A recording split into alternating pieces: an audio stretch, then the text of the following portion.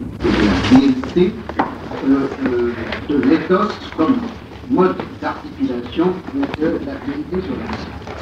Et le droit de la cynique, évidemment, on a un exemple de privilégié. Bon, pour un certain nombre de raisons, parce que il y aurait quelques-uns qui m'ont demandé que ce n'est pas des cyniques que je vais parler cette fois-ci, mais j'en parlerai la prochaine fois. Je voudrais cette fois-ci faire une transition entre ce que je vous avais raconté la dernière fois à propos de Socrate et de l'apologie, et ce que je vous dirai la prochaine fois à propos des cycles.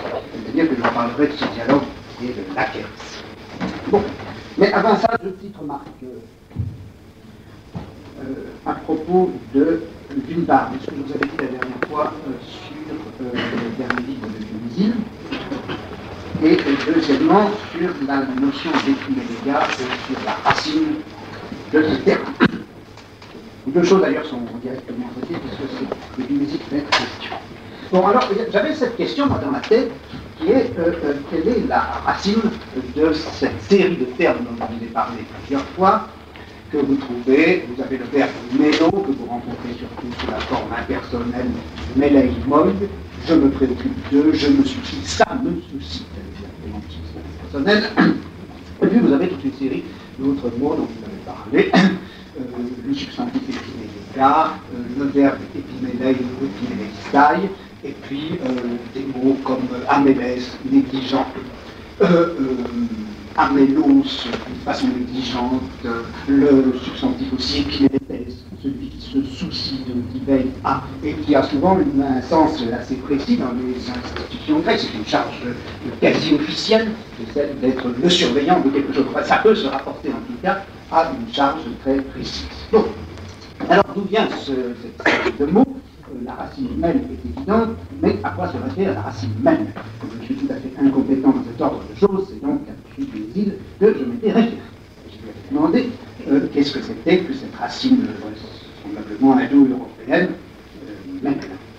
Et sa première réponse avait été non, on ne sait pas, aucune indication ne permet de lui donner une signification, une valeur à cette racine, et m'avait dit. Donc évidemment, on peut penser à mélos, c'est-à-dire ce mot qu'on trouvait dans mélodie, qui signifie le chant rythmé, la musique, etc. Mais il est évident qu'il ne peut pas y avoir de rapport entre ce mélos et puis cette racine même que l'on trouve dans épiméléia, méleimoid, etc. Bon, j'en étais donc là, lorsque hier, il m'a envoyé un petit mot pour me dire, ah ben voilà, tout de même vérification faite dans le Chantrel, c'est-à-dire, vous savez, dans le dictionnaire des racines grecques, pas d'étymologie plausible pour l'épiméléia, méleimoid, etc. Alors, me dit-il, il m'est venu une idée folle d'abord, mais qui s'apprivoise dans l'esprit. Faut-il vrai écarter le rapport au mélos, comme je l'ai fait l'autre jour? Ce serait quelque chose comme ça me chante, avec une autre orientation vers le souci et le devoir, l'appel au devoir au lieu de la liberté et du plaisir. C'est-à-dire, si vous voulez, que notre expression « ça me chante », en effet, se réfère à quelque chose qui n'est pas du tout l'ordre du devoir, qui est l'ordre du plaisir, de la liberté, je fais ça parce que ça me chante, mais après tout, on peut très bien concevoir un « ça me chante » qui se référerait au contraire à quelque chose qu'on a dans la tête, qui vous vient dans la tête, qui vous reste dans la tête, qui vous obsède jusqu'à un certain point, et qui vous chante, mais sous la forme d'un ordre, d'une injonction, d'un devoir à accomplir. Tout ce qu'on peut tirer de Mélos chez Diable. Et il ajoute, en ceci, on pourrait trouver un cas parallèle à partir du latin. En latin, il y a le verbe galere, qui veut dire être chaud.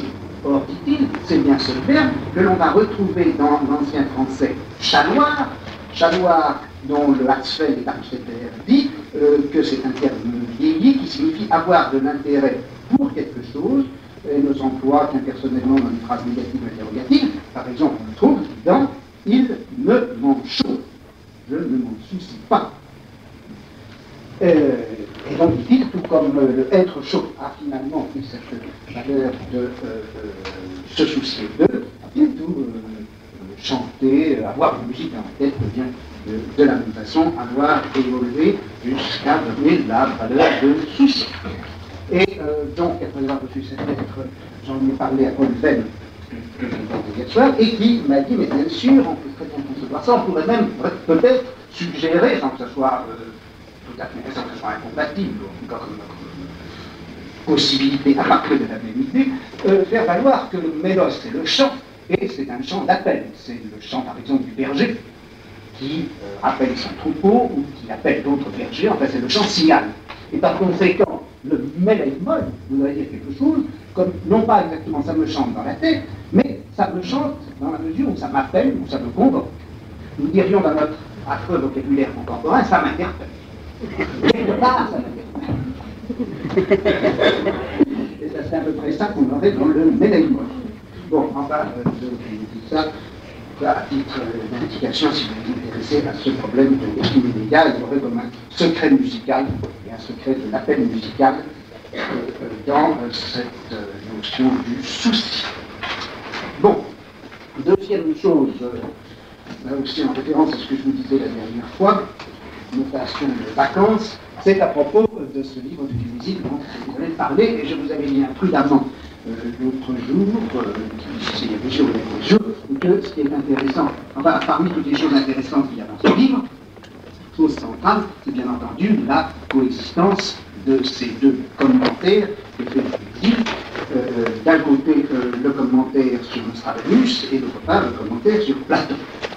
Et j'ai essayé de lire avec attention les analyses, commentaires, réactions qu'on pourrait trouver dans la presse à propos de ce livre, et j'ai été frappé du fait que certains ne parlent pas du tout du livre, d'autres parlent du livre, mais ne parlent jamais que du texte sur Nostradamus. Personne ne parle du texte sur Platon, et a fortiori, personne ne parle du fait qu'il y a ces deux textes. Celui sur Platon et celui sur Nostradamus. Alors ce que je vais vous dire là ne représente pas ce que Dumézil dit lui-même de son texte, mais ce n'est pas non plus à passer. Disons que c'est une interprétation que je vous suggère, qui n'est pas sans doute tout à fait étrangère à ce que je pense, bien que ce ne soit pas son intention explicite qui soit ainsi présente dans cette juxtaposition des deux textes. Bon. Ce qu'il faut remarquer tout de suite, c'est que le premier des textes, celui sur Nostradamus, vous savez, s'appelle le Sotti Nostradamus. Deuxièmement, l'autre s'appelle un divertissement. Ce sont donc deux textes d'amusement, mais qui n'ont pas tout à fait le même statut. Deuxièmement, ce qu'il faut remarquer, c'est que ces deux textes mettent en jeu une certaine forme d'analyse, une certaine forme d'analyse de texte, une certaine forme d'analyse de mots, une méthode de recoupement des différentes indications que l'on peut trouver dans le texte, sorte de méthode, si vous voulez, de mots croisés, qui, vous le savez, est tout à fait homogène aux méthodes que Dumézil emploie lui-même dans ses différents ouvrages d'analyse des mythologies indo-européennes. Et dans un sens, c'est une sorte de mise à l'épreuve, de ses propres méthodes, une mise à l'épreuve qui est évidemment ironique par la symétrie dissymétrique entre ces deux textes et ces deux analyses, l'une qui est une sottise et l'autre qui est un divertissement. Bon, je crois que ce qu'il faut tout de même bien remarquer, c'est qu'en prenant ces deux textes, celui de Nostradamus et celui de Platon, Dumézil faisait donc l'épreuve de sa méthode, de la validité de sa méthode, de la rationalité de sa méthode, du caractère démonstratif de ses analyses. Il en faisait l'épreuve à partir des deux textes qu'on pourrait dire les plus hétérogènes qu'ils soient, puisque là, le texte de Nostradamus représente bien entendu ce qu'on pourrait appeler le texte le plus suspect possible pour tout rationaliser possible. Texte prophétique, texte obscur, texte surchargé d'une série d'interprétations qui, depuis le XVIe siècle, n'ont pas cessé de recouvrir le sens et la valeur de ce texte. Il a donc pris le texte le plus étranger au système de la rationalité classique, au système de la rationalité moderne et européenne, au système de la rationalité auquel il se rattache lui.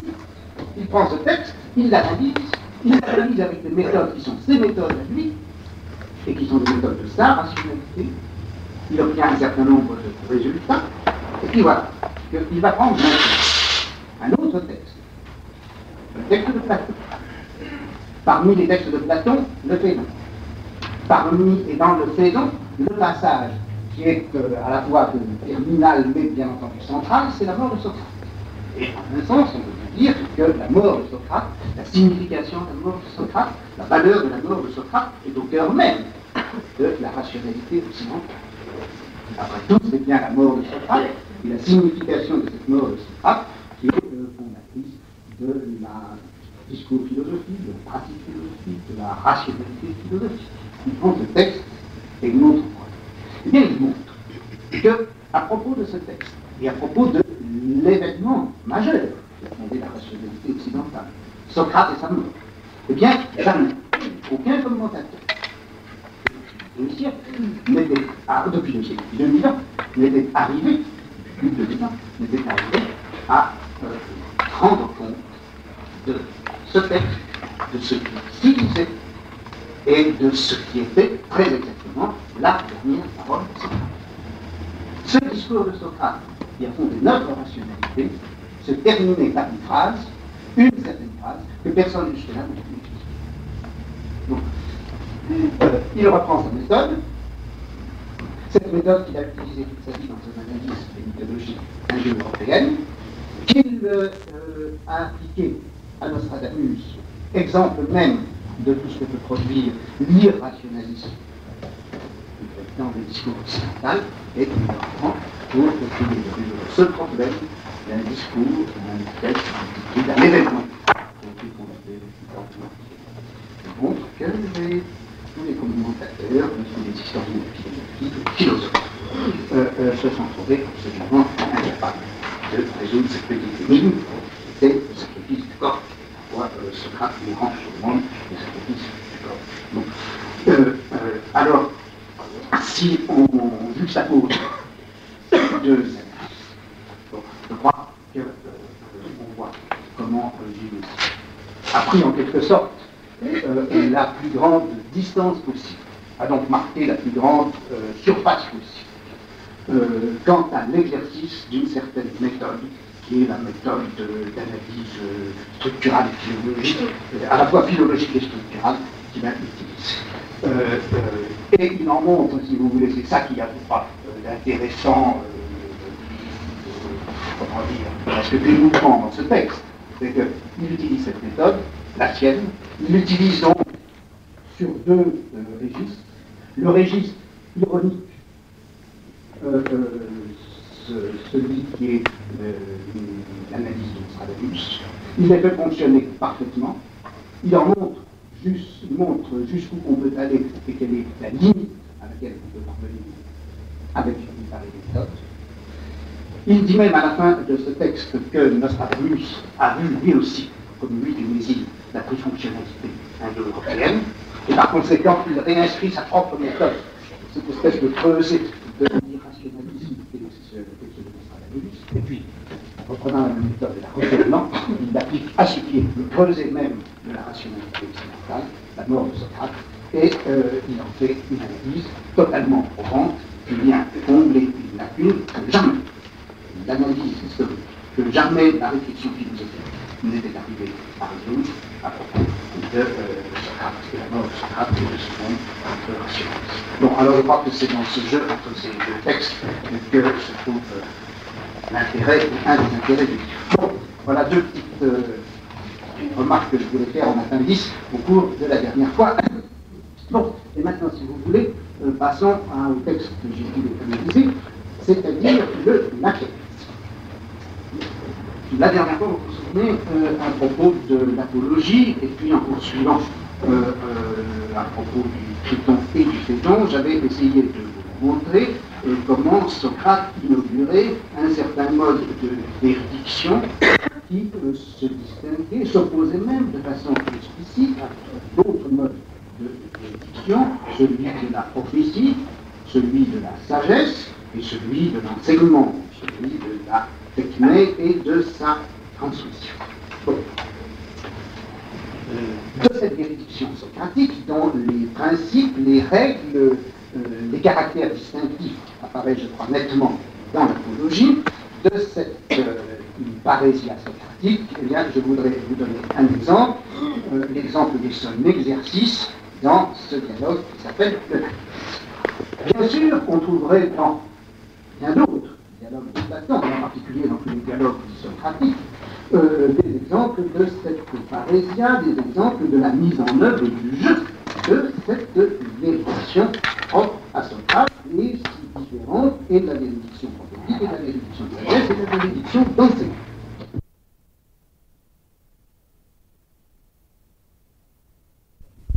Les interlocuteurs prennent les uns à l'égard des autres. Il y a une sorte de pacte parésiastique qui est explicitement formulé au début du dialogue, et puis au cœur même du dialogue, dans son centre, eh bien, Socrate apparaît comme étant celui qui détient la parésia, qui a le droit d'user de la parésia, et celui auquel les interlocuteurs reconnaissent le droit essentiel d'user, comme il l'entend, de sa parésia. Le thème de la parésia est donc très précis. Deuxièmement, vous rencontrez aussi cette seconde notion dont j'avais essayé de vous montrer qu'elle était présente et importante dans l'apologie et qu'elle caractérisait la véridiction socratique.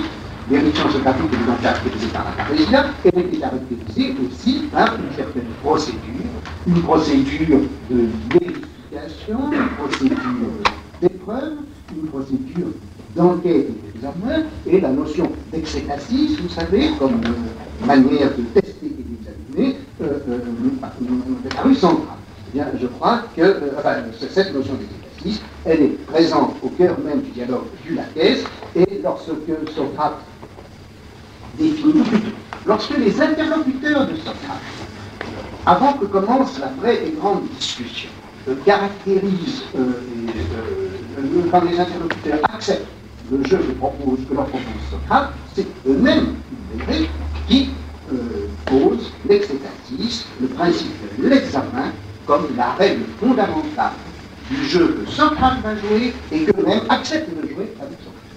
Donc, deuxièmement, le caractère central de cette notion d'exétasis, et enfin, la notion d'épiméléia, la notion de souci, est constante dans le dialogue. En tout cas, elle apparaît d'une façon très explicite dès le début du dialogue, car c'est bien à cause de ce problème de souci, c'est parce que l'on se soucie des jeunes gens, de l'éducation des jeunes gens, de leur formation, de l'apprentissage des qualités et vertus nécessaires à la politique, c'est ce souci qui suscite le dialogue, et lorsque le dialogue se refermera un peu plus tard, eh bien, c'est Socrate qui apparaîtra comme étant le titulaire, le seul titulaire possible de ce souci, c'est à lui, c'est lui qui devra se soucier des jeunes gens, et c'est à lui que les parents se référeront pour qu'ils se soucient des enfants, et pour qu'ils se soucient des enfants de telle manière que les enfants, à leur tour, puissent se soucier d'eux-mêmes. Donc, nous retrouvons tout au long du dialogue l'articulation, le lien, le tressage en quelque sorte de ces trois notions, la notion de parésia comme franchise courageuse du dire vrai, la notion d'exétasis comme pratique de l'examen et de l'épreuve de l'âme, et enfin la notion de souci comme étant l'objectif et la fin même de cette parésia, de cette franchise examinatoire. Donc, voilà la première raison pour laquelle j'ai retenu le Laquès comme thème d'explication. Deuxièmement, ce dialogue est important, caractéristique, à cause du rapport qu'il entretient à la scène politique. En effet, et d'un certain point de vue, ce dialogue n'a rien de tout extraordinaire. On y voit en effet Socrate discuter avec et à propos non pas avec les jeunes gens, mais à propos de la formation de jeunes gens qui, appartenant tous à l'aristocratie, aux grandes familles d'Athènes, sont destinés un jour ou l'autre à jouer un rôle dans la cité et à occuper des places qui leur donneront des responsabilités civiles ou militaires dans la vie. Bien, en cela, rien d'extraordinaire. En revanche, ce qu'il y a de plus d'assez singulier dans ce cas, c'est que les gens avec lesquels Socrate va discuter à propos de la formation, premièrement, ce ne sont pas simplement, ce ne sont pas des jeunes gens, ce sont des adultes. Et ces adultes, ce sont précisément des hommes qui exercent, à l'époque même où est censé se situer le dialogue, qui exercent des fonctions politiques. Certes, on voit bien dans d'autres dialogues de Socrate des gens, des adultes qui discutent, et ces adultes sont la plupart du temps des gens qui ont pu exercer des fonctions politiques, ou qui sont capables de l'exercer, ou qui appartiennent à des familles qui jouent dans la cité un rôle important. Mais ici, dans le Laquais, ce sont des hommes politiques qui exercent, à l'époque où ils parlent des fonctions très précises, ce sont des personnages qui sont historiquement très situés. Vous avez Nicias qui a été le principal personnage politique d'Athènes après Périclès à la fin donc, du 5e siècle. C'est Nicias qui a été le commandant de l'expédition de Sicile, et c'est en Sicile qu'il va mourir. Et Laquais est un chef militaire important, et un homme qui a exercé surtout des fonctions militaires, qui a été tué à la bataille de Cantilée, mais qui a exercé un rôle important. Donc, nous voyons donc dans ces dialogues quelque chose que l'on trouve pratiquement aucun autre, c'est Socrate allant interroger des hommes d'État éminents au moment même où ils exercent leurs fonctions. Et vous vous souvenez que c'était bien cette situation qui avait été évoquée dans l'Apologie, lorsque Socrate, disant que sur l'injonction du Dieu qui avait chargé de différentes missions, il était allé voir les différents citoyens d'Athènes, en commençant par les hommes d'État les plus éminents et les plus importants, et puis en allant jusqu'aux artisans. Ici, on a précisément cette situation. Socrate se branche directement sur la scène politique, et tout le jeu du dialogue sera de comment, tout en s'adressant directement aux hommes politiques, tout en se branchant par conséquent directement sur l'activité politique. Eh bien, Socrate va proposer un jeu qui n'a pas la forme du jeu politique. Il va proposer un type de discours et de véridiction qui ne sont pas les discours et la véridiction politique, et il va faire entrer les hommes politiques à l'intérieur de cet autre jeu. Voilà la seconde raison pour laquelle ce dialogue me paraît intéressant et important. La troisième raison, c'est que ce dialogue, bien entendu, est tout entier traversé par le thème du courage. Le thème du courage, puisque le dialogue va avoir pour thème ce qu'est le courage, la tentative pour définir ce qu'est en sa nature le courage, pour dire en quelque sorte la vérité du courage. Deuxièmement, ce thème du courage ce n'est pas simplement l'objet du dialogue, il est aussi la marque des différents personnages du dialogue. Laquais, surtout, est un chef militaire, Nicias, qui est à la fois chef politique et chef militaire, sont des hommes courageux. Et d'ailleurs, Socrate lui-même, ce sera rappelé à deux endroits au moins du dialogue, Socrate a lui-même été un soldat, et il a montré effectivement à la bataille, dans la guerre, son courage physique. Mais il y a plus encore, c'est que chacun dans le dialogue, chacun de ces hommes courageux sur le champ de bataille, courageux dans leur vie civile et militaire, courageux pour défendre la cité, eh bien chacun de ces hommes fait aussi preuve de courage dans le dialogue. Courage, on le verra, à avouer des choses gênantes. Courage des deux généraux, des deux hommes politiques, Laquais et Nicias, à répondre aux questions de Socrate. Courage aussi de Socrate à affronter ces hommes si importants dans la cité. Si bien que le courage est présent comme tel dialogue, il est présent comme marque en quelque sorte civique de la valeur des différents personnages, et il est aussi la règle de jeu morale à l'intérieur du dialogue. Tout le dialogue tourne autour de cette question du courage. Quelle est la vérité du courage? Quelle est pour ces hommes qui sont véritablement courageux la vérité du courage? Mais pour poser cette question, pour l'affronter, et pour l'affronter comme il faut, faut-il encore avoir le courage de la vérité? Et c'est donc l'entrelacement du thème du courage avec le thème de la vérité, problème de la vérité du courage, posé par des hommes véritablement courageux, qui ont le courage de s'affronter à la question de la vérité et de la vérité du courage. C'est tout ceci qui est présent au cœur du dialogue, et il est évident que dès lors que j'avais pour propos cette année de vous parler de ce thème, le courage et la vérité, il était tout de même un peu difficile de ne pas évoquer ce texte qui est l'un des très rares dans toute la philosophie occidentale, à poser d'abord la question du courage et surtout la question du courage de la vérité. Quel est le rapport éthique qu'il y a entre le courage de la vérité, ou encore dans quelle mesure l'éthique de la vérité implique-t-elle le courage? Remarque en passant, le thème de l'éthique de la vérité, la question des conditions morales qui permettent à un sujet d'avoir accès à la vérité et de dire la vérité. Cette question, bien entendu, vous la trouvez bien souvent ailleurs, et on peut dire qu'elle est centrale dans la réflexion occidentale. Et je crois que ce qu'on trouve d'ordinaire, ce qui a occupé la plus grande surface de la réflexion occidentale, ça a été la question de l'éthique de la vérité sous forme de la question de la pureté, ou de la purification du sujet. Il y a eu toute une cathartique de la vérité, que vous trouvez depuis Pythagoras, jusque, je pense, dans la philosophie occidentale moderne. Cette idée, si vous voulez, que pour avoir accès à la vérité, il faut que le sujet se constitue, premièrement, dans une certaine rupture avec le monde sensible, avec le monde de la faute, avec le monde de l'intérêt et du désir, avec tout le monde qui constitue, par rapport à l'éternité de la vérité et de sa pureté, l'univers de l'impur.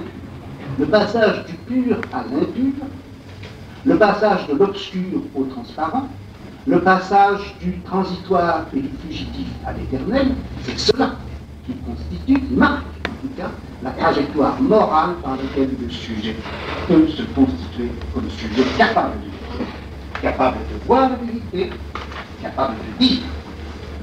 Donc, toute cette cathartique, vous la trouvez depuis le Pythagoras, et je me disais que vous la retrouvez encore jusque dans la philosophie moderne, car après tout, la démarche cartésienne est bien aussi une démarche cathartique. À quelles conditions est-ce que le sujet va pouvoir se constituer comme pur regard, indépendant de tout intérêt particulier et susceptible d'universalité dans la saisie de la vérité? Mais je pense que ce côté de la cathartique, en quelque sorte, de la vérité, condition de purification du sujet pour qu'il soit capable d'être sujet de vérité, n'est qu'un aspect. Et il y a aussi un autre aspect, qui est l'aspect du courage de la vérité. Et à ce moment-là, ce n'est plus une cathartique de la vérité, c'est un autre aspect de l'éthique de la vérité. Quel est le type de résolution? Quel est le type de volonté? Quel est le type aussi, non seulement de sacrifice, mais de combat, que l'on est capable d'affronter pour arriver à la vérité? Cette lutte pour la vérité est autre chose que la purification à laquelle on peut arriver à la vérité, et je crois que c'est intéressant d'en voir les différents éléments. Ça serait l'analyse non plus de la purification, de la purification pour la vérité, mais l'analyse de la volonté sous ces différentes formes, qui peuvent être la forme de la curiosité, la forme du combat, la forme du courage, de la résolution, de l'endurance, etc. Bon, en tout cas, je crois que on pourrait trouver dans ce texte de Platon, dans ce Laquais, un des éléments, un des points de départ pour l'analyse de cet aspect-là de l'éthique de la vie. Enfin, la dernière raison pour laquelle je voudrais m'arrêter un peu sur Laquais est celle-ci. C'est qu'on doit marquer, je crois, le point de départ d'une des lignes de développement de la philosophie occidentale. Vous vous souvenez que l'an dernier, il y a 2 ans, je ne me souviens plus, on avait regardé ensemble ce texte de l'Alcibiade. Ce texte de l'Alcibiade, il est beaucoup de points assez proche, au fond, dans certains thèmes. Il est assez proche de ce qu'on peut trouver dans le Laquais. Il s'agit bien aussi dans l'Alcibiade de la formation d'un jeune homme. Il s'agit bien dans ce dialogue, comme vous le verrez dans le Laquais, d'une formation qui est rendue d'autant plus nécessaire que les parents du jeune homme n'ont pas été capables, en tout cas le tuteur du jeune homme n'a pas été capable de lui donner la formation nécessaire. Tout ce rapport entre éducation et négligence, c'est cela qui, dans l'Alcibiade comme dans le Laquais, va fonder le principe du souci. Il faut se soucier de l'éducation des jeunes gens. On retrouve tout cela dans l'Alcibiade, comme on le retrouve dans le Laquais. Bon, voilà. Si vous vous souvenez, dans l'Alcibiade, ce thème, cette thématique, éducation, négligence, souci, cette thématique conduit assez rapidement à un problème précis qui est de quoi faut-il s'occuper, et vous vous souvenez que la réponse que l'on trouve dans l'Alcibiade, c'est ce dont il faut s'occuper, c'est l'âme. Et à ce moment-là, je pose la question de qu'est-ce que c'est que l'âme, quelle est sa nature, et en quoi cela consiste-t-il que de s'occuper de l'âme. Vous vous souvenez qu'on trouvait là le principe que s'occuper de l'âme, c'est pour l'âme se contempler elle-même, et en se contemplant elle-même, de reconnaître l'élément divin qui lui permet précisément de voir la vérité. Et donc, le thème de l'épinomélia débouchait en quelque sorte rapidement et directement sur le principe de l'âme, de l'existence bien sûr de l'âme, de la possibilité, de la nécessité pour l'âme de se contempler elle-même, et sur au thème de la divinité de l'âme, ou en tout cas de l'élément divin qui est l'âme.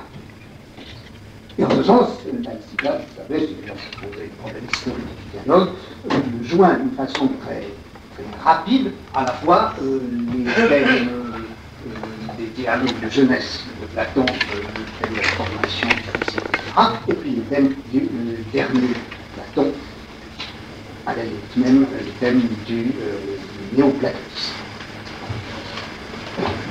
Dans la thèse, au contraire, on va, à partir d'une donnée assez semblable de questions fort voisines sur la formation des jeunes gens, la négligence de leur éducation, la nécessité de se soucier d'eux, on va avoir une toute autre ligne de développement du dialogue.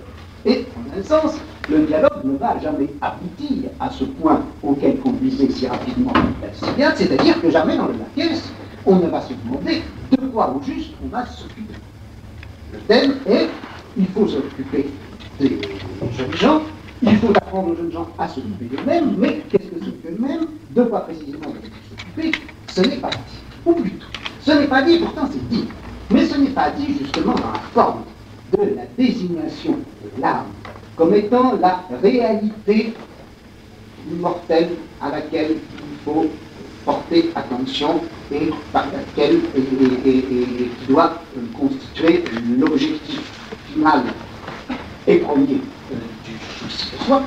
Ici, l'objet qui est désigné au fil du dialogue comme étant ce dont on doit s'occuper, ce n'est pas l'âme, c'est la vie, c'est le bios. C'est-à-dire, c'est la manière. Et c'est cette modalité, cette pratique d'existence qui constitue l'objet fondamental du médium.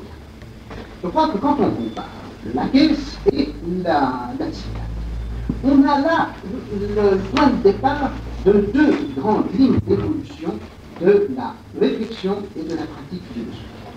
La philosophie comme étant ce qui, en se souciant, ce qui, en inclinant, en incitant les hommes à s'occuper d'eux-mêmes, les conduit jusqu'à cette réalité métaphysique qui est cette âme, et puis la philosophie, comme étant une épreuve de vie, une épreuve d'existence, et l'élaboration d'une certaine forme et modalité de vie. Bien sûr, il n'y a pas d'incompatibilité entre ces deux thématiques.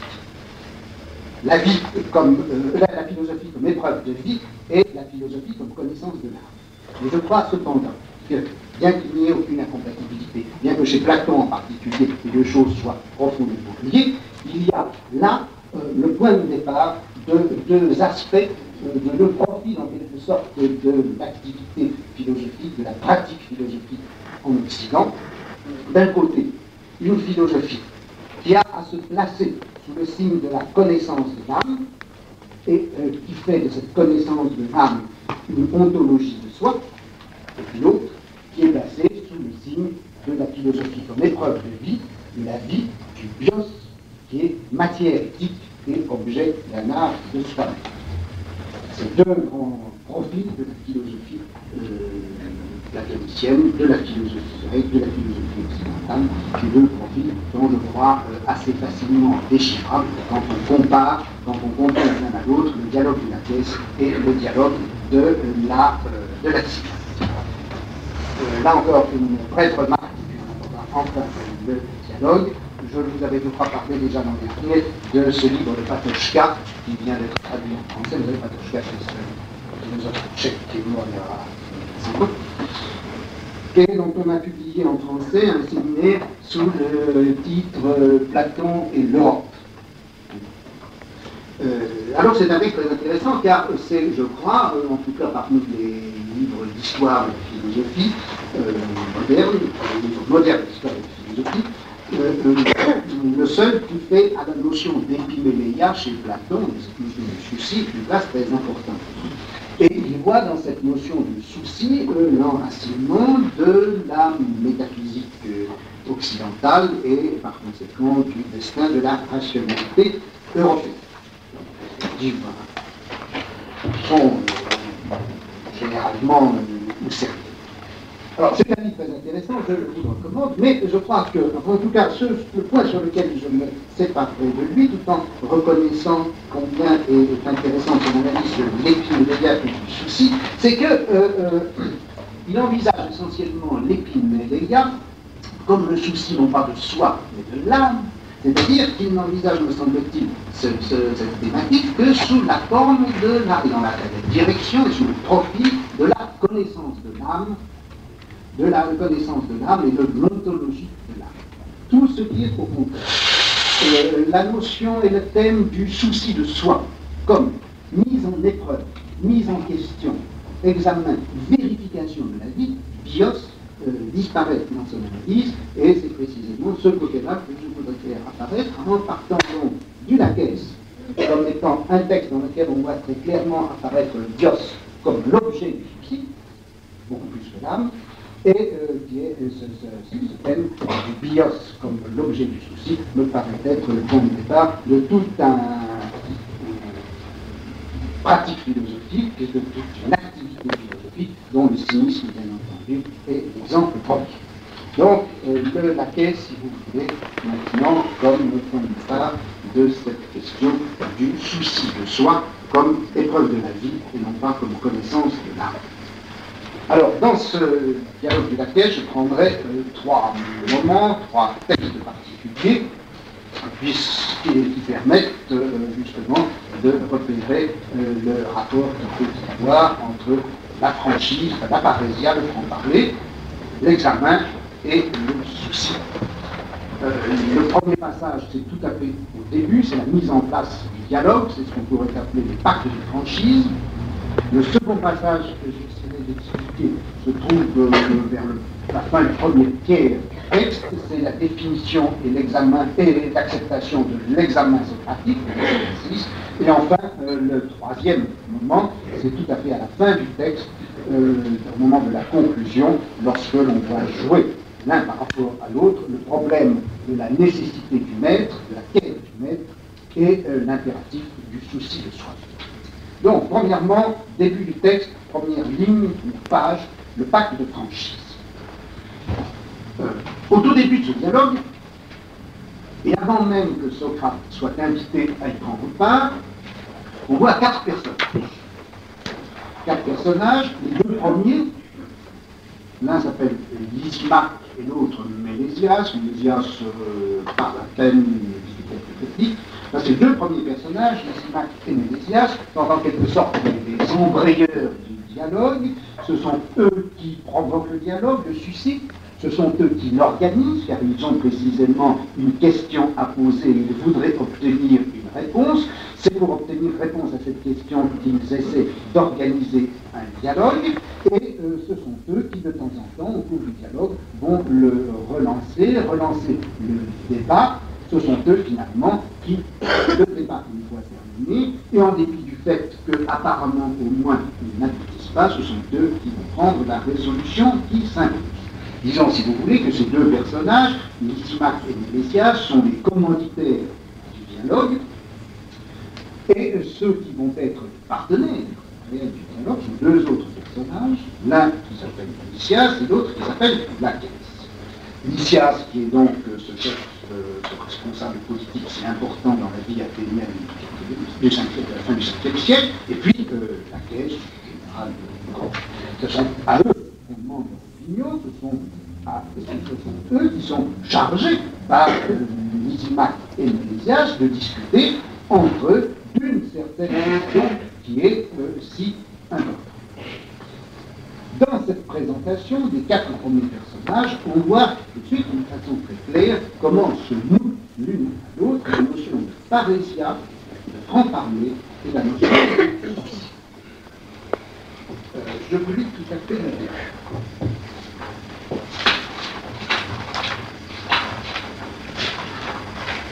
Lysimaque. Vous avez vu, Lysias et Laquès, le combat de cet athlète armé. Nous ne nous avons pas dit tout d'abord, Mélesias et moi, pourquoi nous vous avons prié d'assister avec nous à ce spectacle. Nous allons maintenant vous en donner la raison, car nous pensons que nous devons être francs avec vous. Mas, Parésias, c'est ça. Il y a des gens qui tournent ces représentations en ridicule, mais qui, si on leur en demande leur avis, se dérobent et par égard pour leur interlocuteur, parlent contre leur pensée. Pour vous, nous estimons que vous êtes bons juges en la matière et que votre opinion formée, vous serez assez franc pour nous la faire connaître. Applause et vous parlerez assez directement, vous serez capable de parler assez directement, franchement, simplement, pour nous la faire connaître. C'est pourquoi nous vous avons appelé à nous donner votre avis sur la question que nous allons vous soumettre. Voilà, dit-il, à quoi donc ce préambule. Donc vous voyez, Lysimaque et Mélesias ont donc conduit leurs 2 amis, Laquès et Lysias, à un spectacle. Un spectacle, ce spectacle, c'est quoi? Eh bien, c'est l'exhibition d'un maître d'armes, dont on apprend le nom après, c'est Stesilaos, l'exhibition d'un maître d'armes qui montre aux assistants, aux spectateurs, ce qu'il est capable de faire. Bon. Première chose. Que ce soit un spectacle n'est pas quelque chose d'absolument indifférent dans toute cette affaire. Le maître d'armes qu'il est question ici, Stesilaos, ce maître d'armes, en effet, ne se contente pas d'expliquer verbalement ce qu'il est capable de faire. Ces rodomontades verbales, on les trouve chez certains sophistes dont, qui figurent et qui apparaissent dans d'autres dialogues. Hippias, par exemple, explique verbalement ce qu'il est capable de faire, qui, sans doute, à être incapable de mettre à exécution tout ce dont il se vante. En tout cas, ici, on a quelqu'un qui se présente comme un professeur, comme une sorte de sophiste qui est plus précisément spécialisé dans le maniement des armes, et il montre de fait ce dont il est capable. Il se met lui-même à l'épreuve, et c'est cette épreuve que Lysimaque et Mélesias, Laquès et Lysias regardent, c'est à cela qu'ils assistent. Et ainsi, ils ne risquent pas de se laisser prendre aux flatteries d'une rhétorique persuasive, ils vont pouvoir apprécier, juger de leurs propres yeux. Et le dialogue rappellera plusieurs fois que ce qu'a apprécier, juger de leurs propres yeux. Et le dialogue rappellera plusieurs fois que ce qu'a fait, ce dont est capable de faire, ce qui est capable de faire Stesilaos, de cela, on a été témoin et témoin oculaires. Vous voyez que nous sommes là, déjà, dans une dimension qui n'est donc pas celle de la présentation verbale, de la capacité à présenter verbalement ce qu'on est censé être capable de faire, on est dans l'ordre des épreuves directes. Deuxièmement, vous voyez aussi ce qui s'est passé, et il le rappelle ici.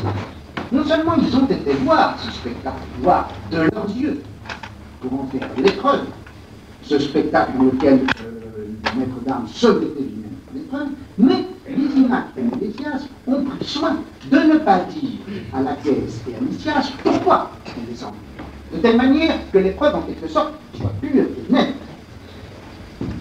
Ils ont planté Lysias et Laquès devant le spectacle lui-même, devant la chose même, et ils ne leur ont pas dit pourquoi ils les avaient conduits là, de manière que, effectivement, Lysias et Laquès puissent, en quelque sorte, sans préjugés, apprécier très exactement ce que faisait ces sciences. Et enfin, troisièmement, le texte montre qu'une autre précaution a été prise encore. Si Lysimaque et Mélesias ont choisi de conduire à ce spectacle, sans dire pourquoi, ces deux hommes que sont Lacèze et Lysias, c'est parce que, d'une part, Lacèze et Lysias, le texte nous dit, sont compétents en la matière, ce sont en effet des chefs de guerre, des gens en tout cas qui ont exercé des responsabilités militaires, et puis d'autre part, ce sont des hommes, le texte nous dit, qui ne sont pas de caractère à déguiser leurs pensées. Et s'il est vrai, dit le texte, que certains hommes sont de nature à se moquer en fait des choses qu'ils voient, mais n'ont pas le courage ensuite de dire tout le mal qu'ils en pensent, Lysias et Lacèze, eux, après avoir vu la démonstration elle-même, sans aucun préjugé, sans aucune opinion toute faite, ne sachant même pas pourquoi on les emmène, eh bien, on sait bien que Lysias et Lacèze, eux, auront assez de caractère pour dire, sans déguiser, ce qu'ils pensent.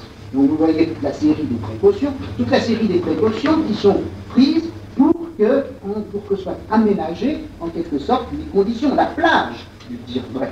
Il faut qu'il y ait bien protégé, garanti, un lieu d'émergence de la vérité, et il faut qu'autour de ce lieu de la vérité, d'émergence de la vérité, soit conjuré tout ce qu'il pourrait y avoir de trompeur dans le discours. On va donc voir la chose elle-même, les spectateurs sont muets, et la question est posée franchement par Lysimaque à Lysias et Lacèze, dont on attend une réponse franche.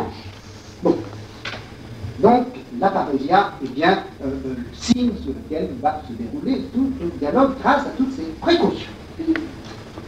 Deuxièmement, quel est l'objet et la raison d'être de toutes ces précautions? Pourquoi est-il si important que ce soit la parésia qui joue ici dans la question que l'on va poser? Eh bien, la question que l'on va poser, et qui est si importante qu'il faut bien aménager soigneusement cette tâche du parésia, la question que l'on va poser, eh bien, c'est le soin que l'on doit donner aux enfants et la manière de s'en occuper. En effet, explique Lysimaque à Lacèze et Lysias, vous avez des fils et vous vous en êtes sans doute occupé, et si vous vous en êtes occupé, vous avez donc réfléchi à ce qui est le meilleur pour eux, ou bien vous ne vous êtes pas soucié de vos fils, et dans ce cas-là, et c'est le grand point que vous fassiez, de toute façon, vous avez certainement quelque chose à dire à propos de la manière de s'occuper des enfants. En tout cas, c'est bien pour répondre à cette question. Faut-il que nous, Lysimaque et Mélesias, et éventuellement vous, faut-il vraiment que vous confiez vos fils à ce maître d'armes dont on vient de voir directement les épreuves et les exercices, faut-il les confier à ce maître d'armes, et est-ce que l'enseignement qu'ils sont capables de recevoir de lui et qu'il est capable de leur donner, est-ce que cet enseignement vaut la peine? Lysimaque et Mélesias posent cette question, mais aussitôt l'ont-ils posé. Ils ajoutent une raison particulière pour avoir posé cette question.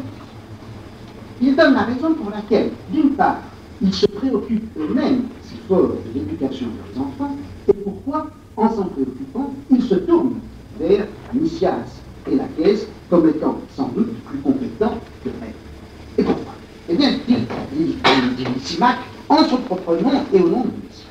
Eh bien, la raison pour laquelle nous nous préoccupons de nos enfants et nous vous demandons conseil à propos de cette éducation, c'est ceci.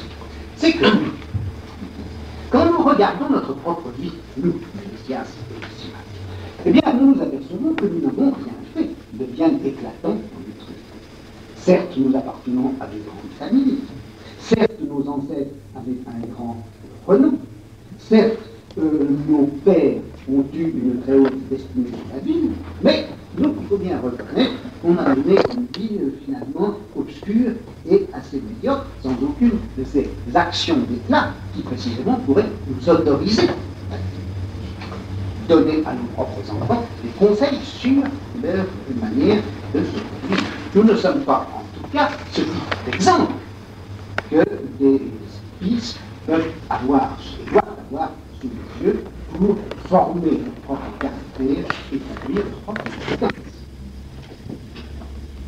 parents, disent-ils, ont beau avoir été importants et joué un grand rôle dans la cité, nous l'avons pas fait.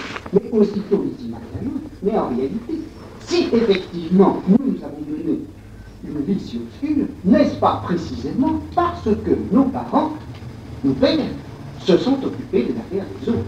Si absorbés ils étaient dans les affaires de la cité, si occupés à traiter tactone, alone, pragmata, les affaires des autres, eh bien, ils n'ont pas pu ne pas nous négliger. Et c'est parce que nous avons négligé dans notre enfance, c'est parce qu'on ne s'est pas occupé de nous, que, eh bien, nous avons donné cette négligence dont Ménésias et Lysimaque ont été l'objet quand ils étaient enfants, à cause même de la haute fortune politique de leurs parents, eh bien, c'est cela qui explique à la fois pourquoi Lysimaque et Ménésias sont si anxieux que leurs enfants, eux, ne soient pas négligés. Et cela explique aussi qu'ils demandent, eux qui sont si obscurs et qui ont des exemples si ternes à présenter à leurs enfants, pourquoi ils se tournent vers Lysias et la caisse, qui eux, hommes déclatants, ont certainement des choses à dire sur l'éducation des enfants. Bon. Or, au moment où ils viennent de donner cette explication, qui concerne donc l'épiméléia, le mot d'épiméléia revient dans ce passage une demi-douzaine de fois. Après avoir expliqué pourquoi ils se soucient tellement du soin à apporter à leurs enfants, ils ajoutent, ou plutôt ils marquent, qu'en disant cela, ils ne le font pas sans doute sans un certain sentiment de honte, car après tout il n'y a rien d'agréable à avouer à Lysias et à la caisse, que eh bien, le peu d'éclat de leur propre vie les gêne et leur fait prendre un souci plus particulier du soin qu'ils faudra donner à leurs enfants. Ils sont donc obligés de donner cette explication de leur propre souci, ils sont obligés de donner cette explication en surmontant leur propre honte, leur propre gêne, et ils sont obligés pour cela d'avoir recours à quoi? Eh bien, à la parésia, à la franchise, au franc-parler. C'est ce qu'il dit en 179b, d'où nous est venue cette pensée, d'avoir recours à vous pour vous demander des conseils sur l'éducation de l'enfant, d'où nous est venue cette pensée. La chose mérite d'être contée, bien que le récit soit un peu long. Comme je vous le disais tout à l'heure, je serai franc. Chacun de nous trouve dans la vie de son père de belles actions qu'il peut raconter aux deux jeunes gens. Actions accomplies dans la guerre et dans la paix, actions relatives aux affaires des alliés et de la cité, mais de nous deux, personnellement, nous n'avons rien à raconter. Nous en avons quelques mondes devant nos fils, et nous en faisons reproche à nos pères qui nous ont laissé la vie sur le coup dans notre jeunesse. Donc vous voyez, le thème de l'épiméléia, du souci que l'on doit avoir des enfants, et le thème de la parésia se trouvent directement liés. Ils sont bien obligés de faire appel à la parésia, à leur courage à dire vrai, pour poser la question du soin des enfants, puisque eux-mêmes ont été négligés et ne sont pas capables de fournir des exemples nécessaires. Bon, voilà ce que je voulais vous dire à propos de cette toute première ligne du dialogue. Je voudrais maintenant passer à ce qui est la partie la plus importante du dialogue, c'est-à-dire la définition de l'examen socratique.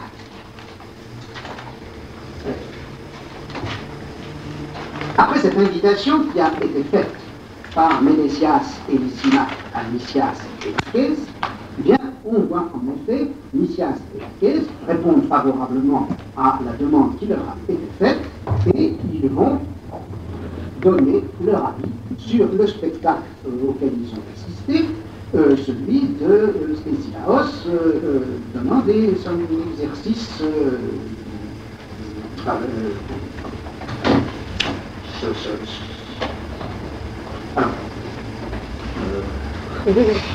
en cette espèce de représentation du spectacle sur ses propres aptitudes comme maître. Bon. Premièrement, avis de Lysias, deuxièmement, avis de Laquèse. Et ce qu'il faut souligner, c'est que cette confrontation des deux opinions de Lysias et de Laquèse de Notre-Dame, cette discussion prend très exactement la forme d'une discussion politique. On est dans une sorte d'analogone de la scène politique, l'analogone d'une assemblée, où les deux partenaires vont développer tour à tour, dans un discours continu, leurs propres opinions. D'une part, Nicias trouve utiles les leçons du maître d'armes. Ces leçons sont utiles parce qu'elles donnent un bon exercice pour les combats, elles donnent un bon exercice aussi dans la mesure où elles capables d'initier, ces exercices sont capables d'initier les jeunes gens à l'art des batailles et finalement à tout l'ensemble de la stratégie. C'est un bon exercice aussi parce qu'il est capable de donner des qualités morales, de courage et de hardiesse aux jeunes gens qui auront ensuite à défendre la patrie. Ces exercices sont même capables aussi de donner des qualités physiques, non seulement de force et d'endurance, mais aussi une certaine beauté d'attitude, beauté de geste, dont Nicias dit qu'elle est très importante dans la vie. En face de cela, discours de Lacaise, qui au contraire critique les exercices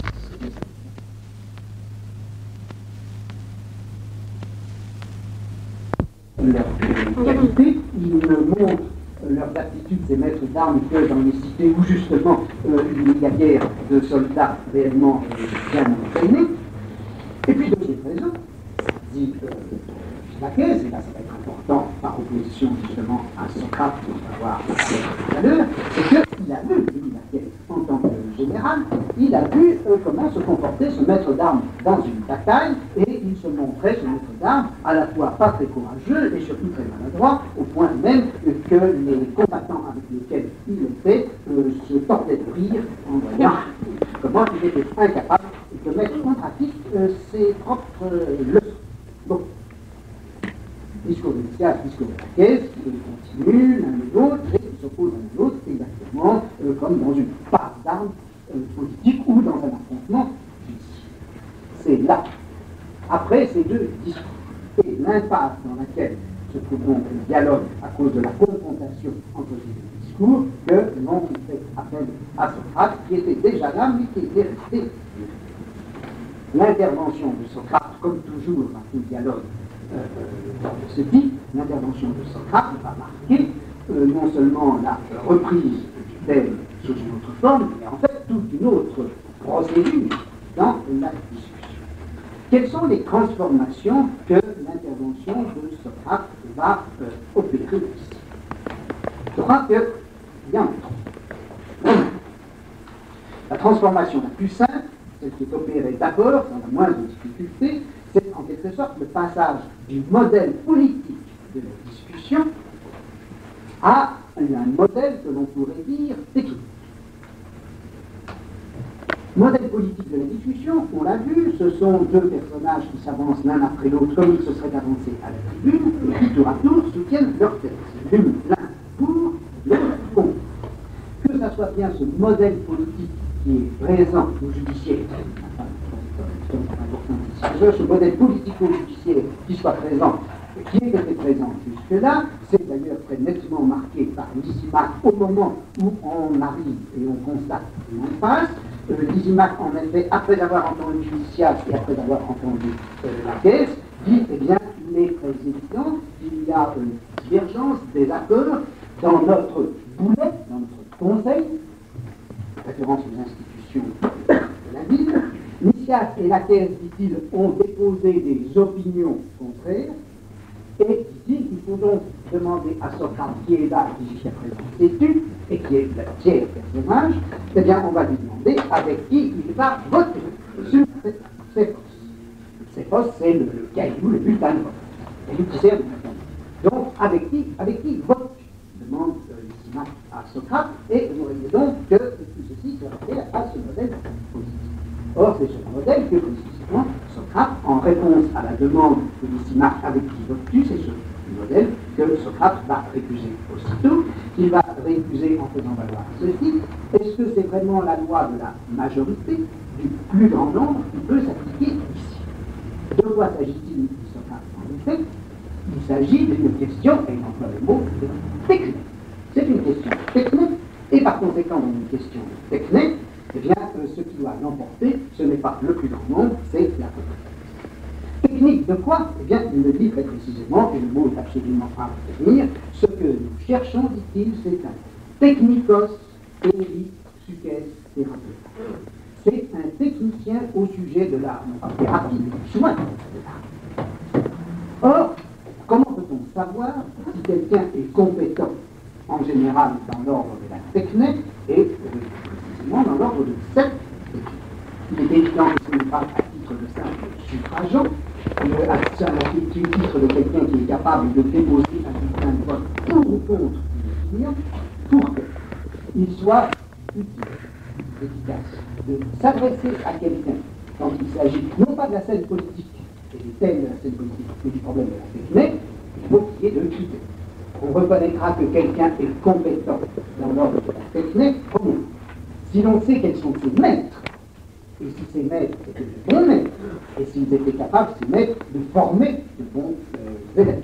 Premièrement, la question du maître, voilà le premier critère, et le second critère, c'est le critère, on pourrait dire, de l'œuvre. Est-ce que celui qui se déclare compétent et qui veut donner son avis, ou celui vers lequel on se tourne comme étant compétent, est-ce que non seulement il a eu de bons maîtres, mais est-ce qu'il a été capable de faire quelque chose et de faire quelque chose de valable? On peut même admettre que sans maître, il a été capable de faire quelque chose de valable, mais en tout cas, ces deux critères, soit combinés, soit en alternative, ces deux critères sont indispensables pour que l'on puisse tenir compte de l'opinion de quelqu'un du moment qu'on est dans l'ordre de la technique. Donc, disons adieu à la scène politique, aux procédures de la scène politique, où les deux opinions s'opposent terme à terme et où les votes, par la loi du grand nombre, départagent ces opinions. Faisons appel à autre chose, qui est le critère de la compétence,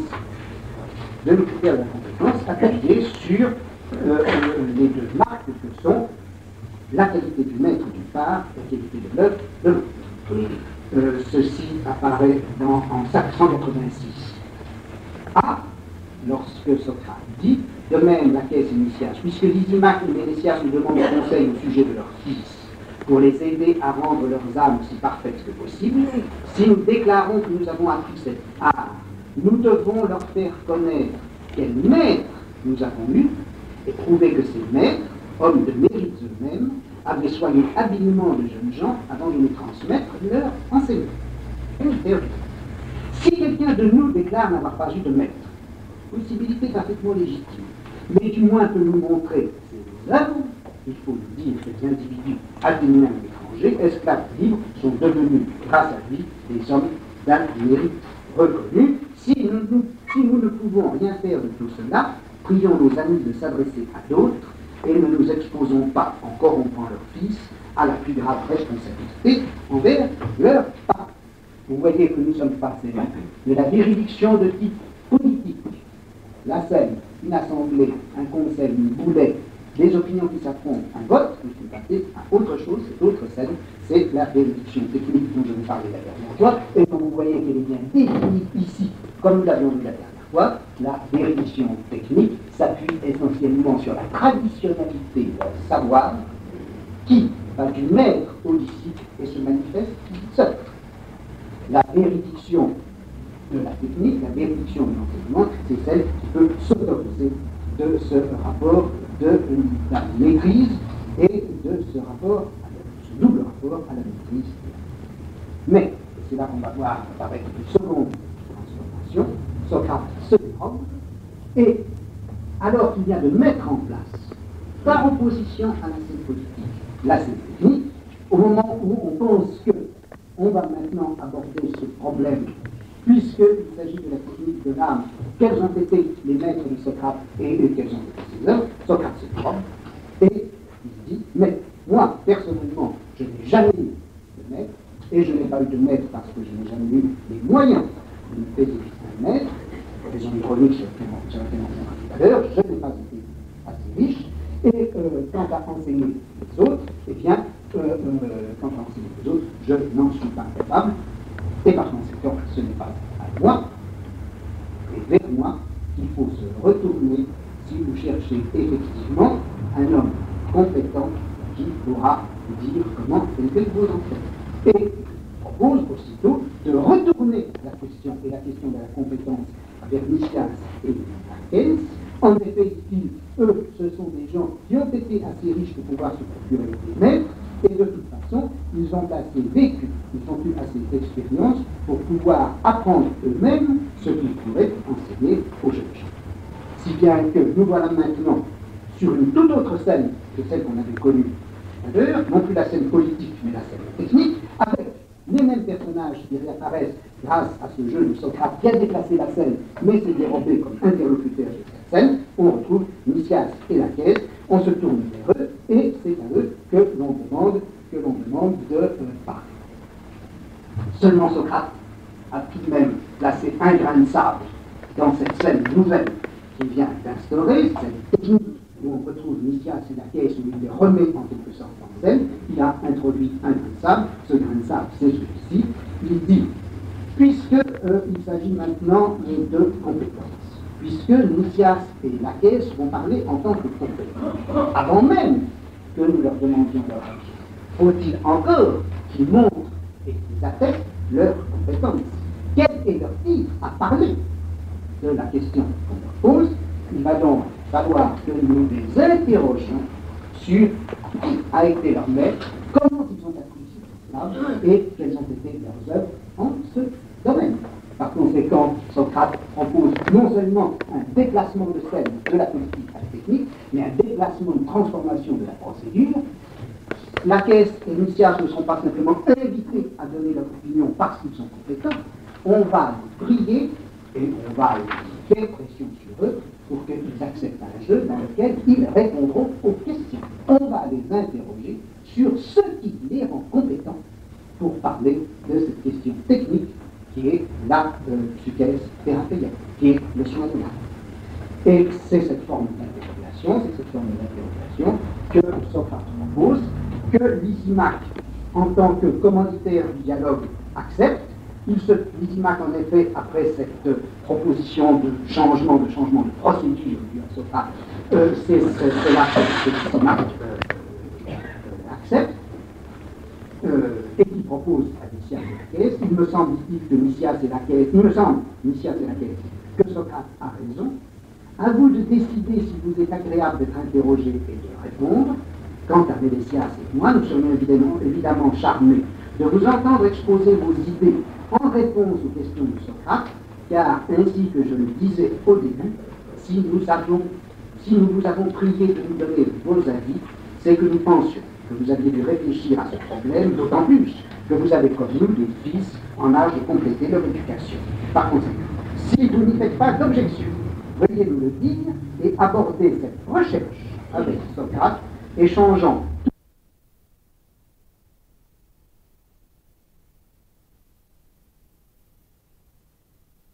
et faire accepter la règle que les deux interlocuteurs ne joueraient pas directement de leur compétence, mais seraient d'abord invités à en rendre compte et à en rendre compte en répondant aux questions que Socrate pose. Bon, voilà. On arrive maintenant à une troisième transformation qui est la plus importante. En effet, Socrate, en proposant simplement cette référence à la technique et cette procédure de question, il a l'air simplement d'entraîner ces deux interlocuteurs dans ce domaine de la technique et donc de les inviter à indiquer quelle est en quelque sorte leur place, leur rôle, leur jeu dans cette transmission du savoir par le maître.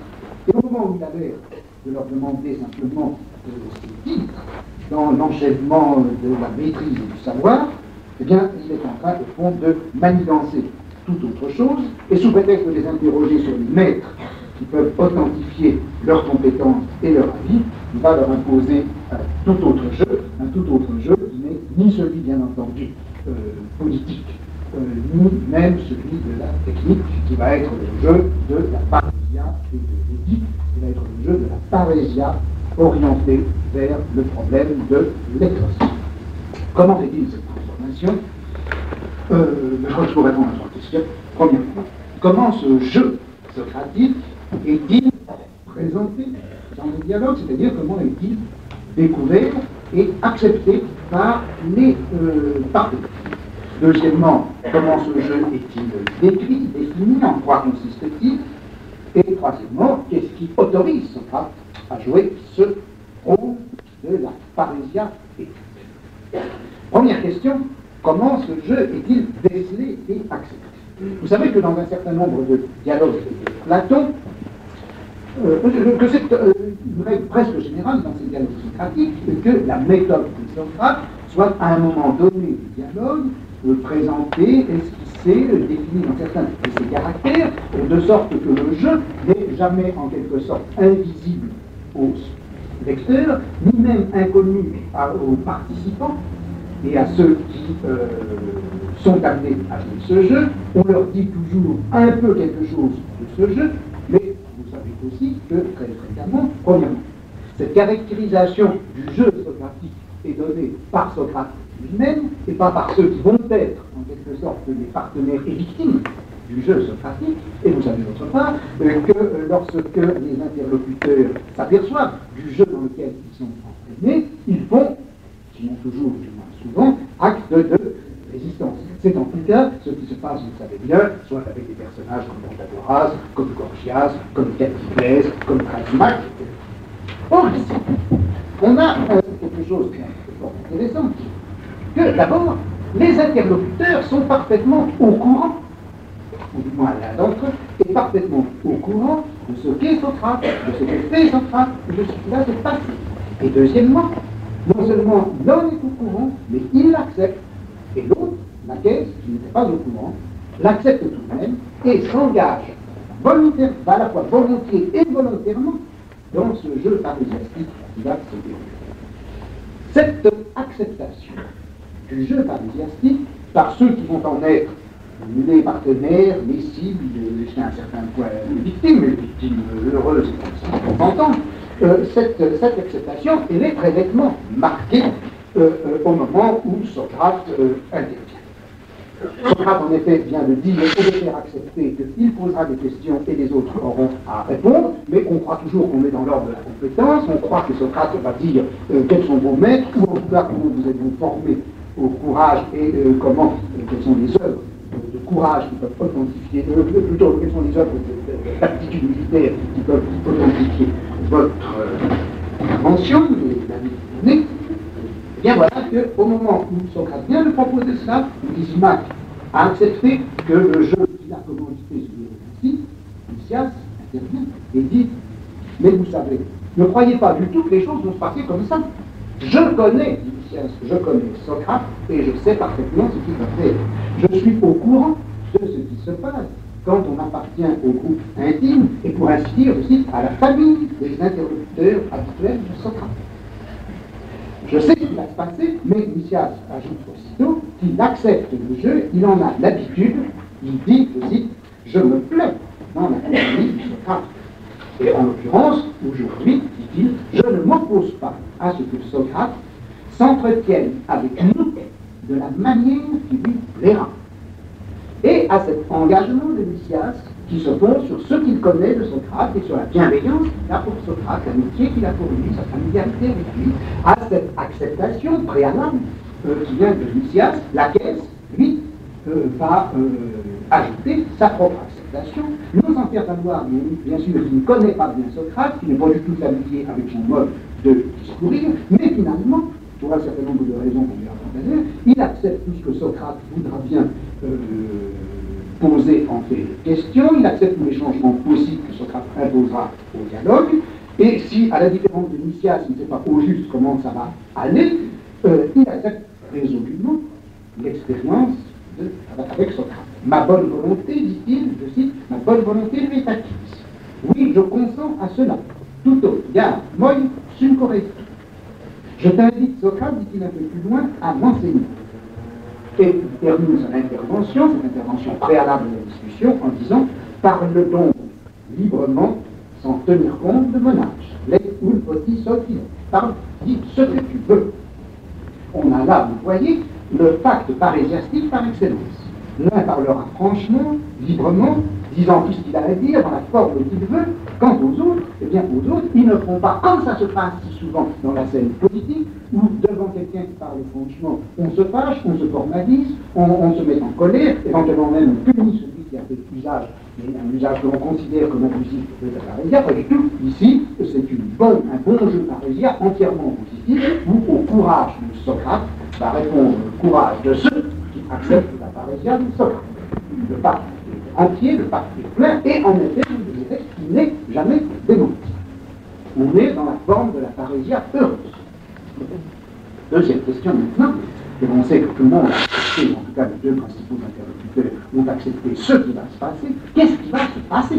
Et quel jeu est-ce que Socrate va jouer? Ce jeu que Nicias accepte puisqu'il est familier, et pas ce jeu, et que Laquès accepte lui aussi avec son courage. Eh bien, ce jeu parésiastique, c'est Nicias, bien sûr, en tant que familier de Socrate, qui va l'expulser. Il a donc dit, Nicias, je sais très bien ce qui va se passer, mais je l'accepte. Qu'est-ce qui va se passer? Eh bien, depuis 787 et jusqu'en 190. Voilà. Il s'adresse à Lysimaque, parce que tu me parais ignorer que si l'on appartient au groupe intime et pour ainsi dire à la famille des interlocuteurs affectifs de Socrate, on est forcé, quel que soit le sujet qu'on entame d'abord, de se laisser ramener par le fil de l'entretien à des explications sur soi-même, sur son propre genre de vie et sur toute sa existence antérieure. Quand on en est arrivé là, Socrate ne vous lâche plus avant d'avoir d'avoir tout passé au crible et de la belle façon. Pour moi, j'ai l'habitude de personnage. Je sais qu'on ne peut éviter d'être ainsi traité, et je vois clairement que je n'y échapperai pas moi non plus.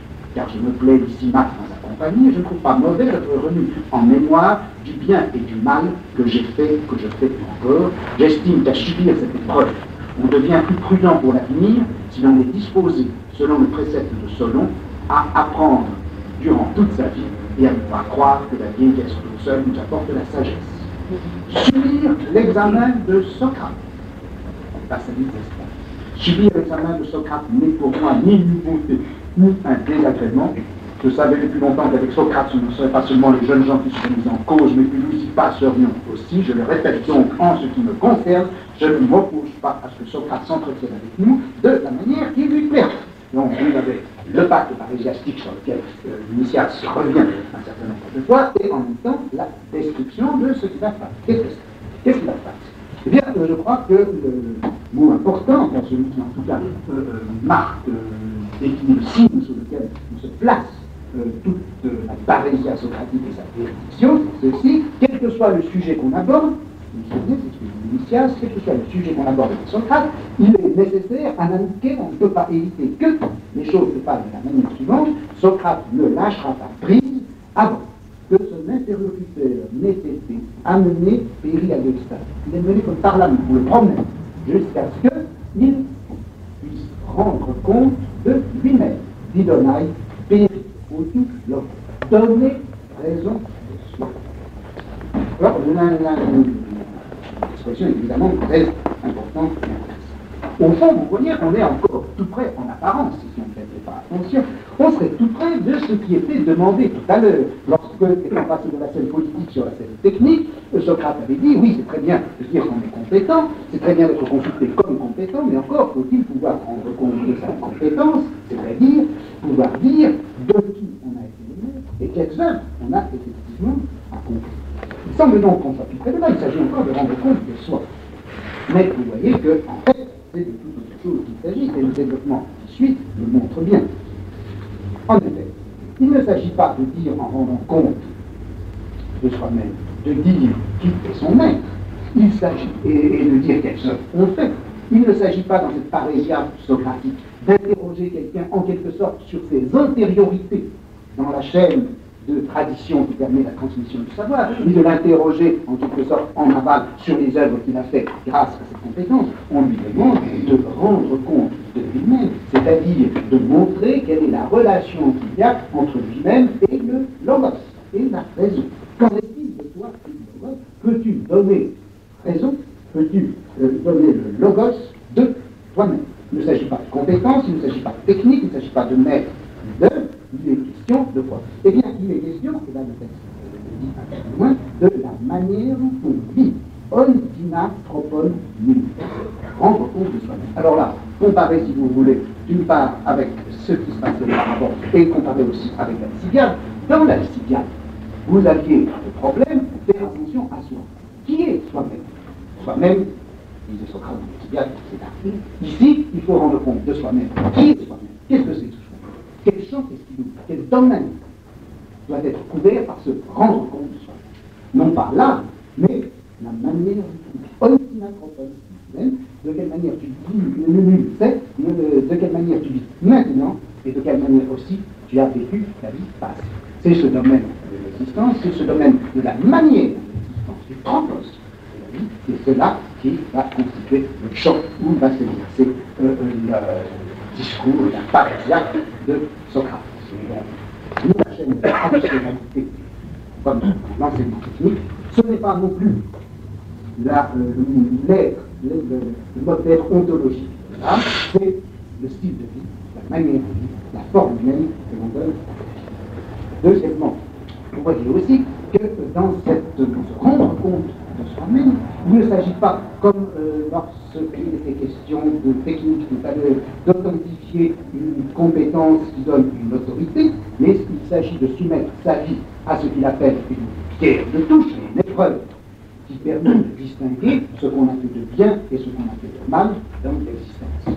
Vous avez le verbe zestai qui se réfère avec le dérive du mot bassanos. Bassanos, c'est la pierre de touche. Cette notion de pierre de touche, cette notion de l'opération par laquelle on partage les choses et on distingue ce qui est de l'or de ce qui n'est pas de l'or, ce qui est bien de ce qui n'est pas bien, vous avez une notion qui est très importante dans toute la pratique socratique telle que l'a définie Platon.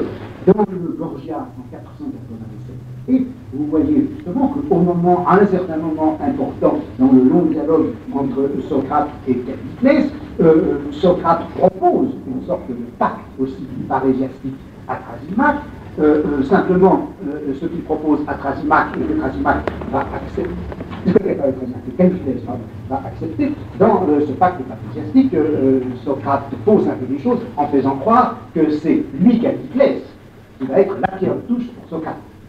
Alors, bien entendu, c'est le contraire qui se passera, et ici, c'est bien le contraire, il indique que c'est Socrate qui est le bassanos, c'est Socrate qui est la pierre de touche, et par frottement avec lui, par confrontation avec lui, on va pouvoir distinguer ce qui est bien et ce qui n'est pas bien dans sa vie. C'est aussi cette notion de bassanos que l'on trouve alors dans la République au livre 7, 735d, ou dans le Politique en 318d, alors utilisé dans un sens politique lorsqu'il dit qu'il est important pour la constitution de la cité de faire l'épreuve, de soumettre à la pierre de touche les gens qui appartiendront à la cité et de pouvoir distinguer ceux qui sont bons de ceux qui sont mauvais, ceux que l'on peut intégrer dans le tissu que l'on trame pour la cité et ceux qui doivent être rejetés.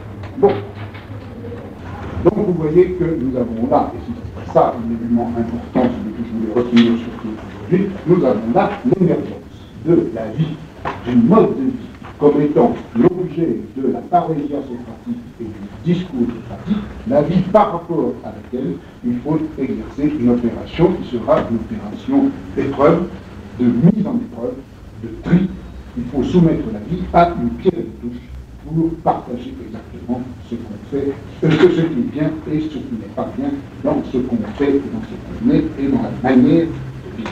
Enfin, pardon, j'ai oublié autre chose, c'est que ce mode de vie, il ne s'agit pas simplement de l'éprouver ou de le former une fois pour toutes dans sa jeunesse, mais Nicias, il insiste, et c'est très important, ce principe de l'épreuve de vie, elle doit être poursuivie tout au long de l'existence. Après, vous vous souvenez de la phrase de Solon disant qu'il faut apprendre toute sa vie, il faut se soumettre même vieux à cette épreuve socratique, et Nicias, qui est déjà un personnage d'âge, un personnage mûr, en tout cas à l'époque du dialogue, accepte de se soumettre à l'épreuve socratique, car à la différence de ce qui se passe dans la compétence technique qu'on acquiert une fois dans sa vie et qu'on peut utiliser ensuite, l'épreuve socratique, au contraire, est quelque chose que l'on ne peut pas ne pas renouveler, que l'on ne peut pas ne pas faire valoir tout au long de sa vie comme principe d'organisation de vie et de mise en forme de son mode de vie. Il s'agit donc là de la constitution, de la définition, d'une certaine pratique parésiaste, d'un certain mode de vérification, qui est maintenant extrêmement éloigné de la transmission du savoir technique d'un maître à ceux auxquels il enseigne, Il s'agit, dans cette véridiction, d'instaurer un certain rapport à Socrate, rapport qui soutient la mise en épreuve, la mise en examen de la vie, et ceci tout au long de l'existence. Et alors maintenant, question, troisième question que je voulais poser. La première, c'était donc comment cette parésia est acceptée. La seconde, en quoi est-ce qu'elle consiste, à quoi est-ce qu'elle se rapporte, quel est son domaine d'application. C'est donc la vie de votre vie. Et maintenant, qu'est-ce qui autorise Socrate à user de cette méthode à l'égard de tout le monde, de n'importe qui? Qu'est-ce qui l'autorise à l'avoir utilisé si souvent déjà avec Nicias et à l'utiliser aujourd'hui avec Nicias et avec la caisse? Et à cette question-là, eh bien, c'est la caisse qui va répondre.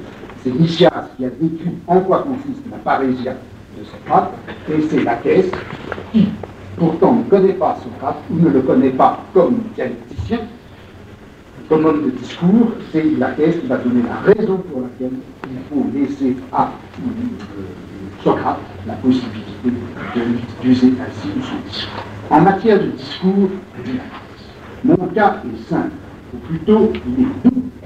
J'ai l'air tantôt d'aimer le discours et tantôt de le détester. Quand j'entends discourir sur la vertu ou sur quelque science, un homme qui est vraiment un homme est digne de ses discours.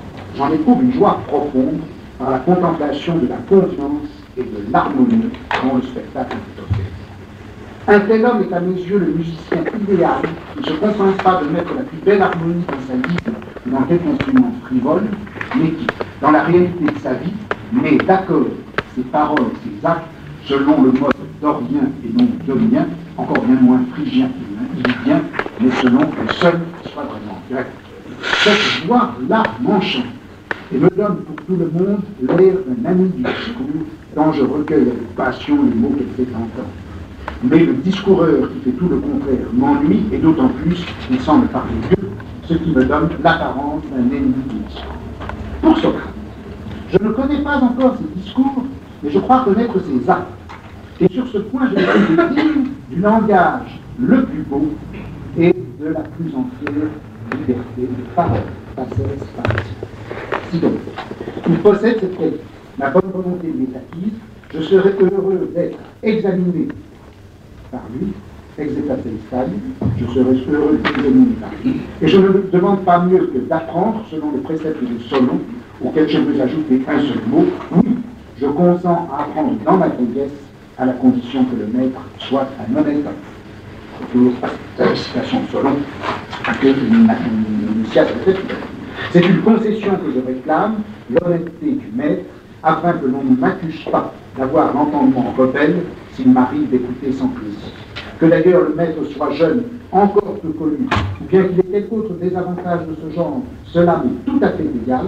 Je t'invite donc, Socrate, à m'enseigner et à m'examiner, m'examiner comme il te plaira. Je t'apprendrai en retour de ce que je sais. Mes sentiments pour toi datent de ce jour où tu as partagé mon péril et où tu m'as donné de ton courage une preuve pleinement significative. Parle donc librement, les ou les parlons librement, sans tenir compte de l'âge. Bien, je crois qu'il faut lire cette réponse avec une certaine attention. On a une certaine tendance à interpréter ce passage d'une façon un peu hâtive, en prétendant laquelle à peu près le propos suit. Laquelle il dit, eh bien, j'accepte que Socrate m'interroge, je trouve que Socrate est habilité à me poser des questions qu'il veut précisément sur le courage. Pourquoi? Parce que, eh bien, j'ai pu constater que Socrate avait été lui-même courageux à la bataille de Décion. La bataille qui était en vision, il avait fait déjà allusion à Apollo, quand il dit les sentiments pour toi datent de ce jour où tu as partagé mon pays. Une bataille où les Athéniens avaient été vaincus et Socrate avait une attitude particulièrement courageuse. Alors on a l'habitude d'interpréter ce passage en disant bon, il y a la caisse accepte cette discussion sur le courage, accepte de répondre aux questions de Socrate sur le courage, puisque je sais que Socrate a été courageux à cette bataille de Décion. Or, je crois que ce n'est pas respecter le mouvement du texte que de l'interpréter comme ça. Premièrement, comme vous avez pu voir, il n'est pas encore, et à ce stade-là de la discussion, il n'est pas encore question du courage.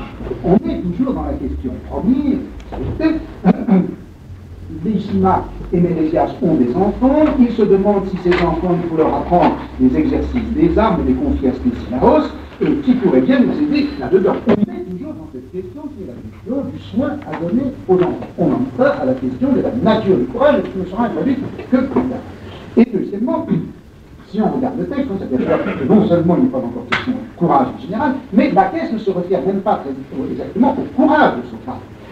Il se réfère bien à ce qui s'est passé au moment de la bataille de Général, bien sûr, mais il n'emploie pas le mot qui signifie strictement courage, Andrea, qui interviendra plus tard, en 586. Il parle beaucoup plus général de la vertu de Socrate, de la valeur de Socrate, de l'arrêté. Bien sûr, le courage est une partie de la vertu, mais c'est bien cette vertu en général, cette valeur en général, à quoi la caisse se réfère. Et en fait, qu'est-ce que dit la caisse dans tout ce cas? Je ne crois pas qu'ils disent « j'accepte que Socrate m'interroge sur le courage parce qu'il a été courageux », je crois qu'ils disent ceci.